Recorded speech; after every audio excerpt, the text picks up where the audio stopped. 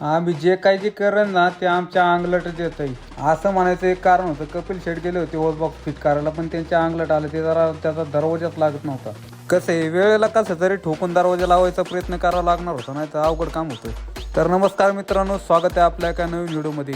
यशाच्या 4 पायऱ्या चढायच्या वयामध्ये मी इथं लोखंडाच्या पायऱ्या चढून वरती आलोय. आता वरतून मगरपट्टा कसा दिसतोय तुम्ही पण बघा एकदा. आता दिवसाची सुरुवात झाली म्हणजे एक नवीन लपड नवीन दिवस असा विषय असतो आमच्या मागं. आम्ही करायला जातो एक आणि होतं एक आमच्याकडून, इथं विषय हार्ड होत असतोय. भर दुपार जरा मला जरा डोक्याला ताण आला, म्हणलं जरा DCला जावं लागतंय. एक चहाची 90 मारायला डायरेक्ट DCला आलो होतो.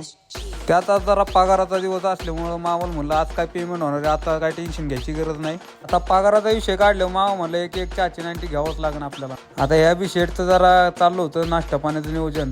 येवलेंचा चहा म्हणजे भागात टॉप आहे. तसे भागात जरा निवडणुकीचं वारं वाहतंय. आता निवडणूक आली म्हणल्यावर प्रचार आला म्हणले की निवडणूक आली. आता मामा म्हणला कुठंतरी आपल्याला प्रचाराला जावं लागणार आहे नाना.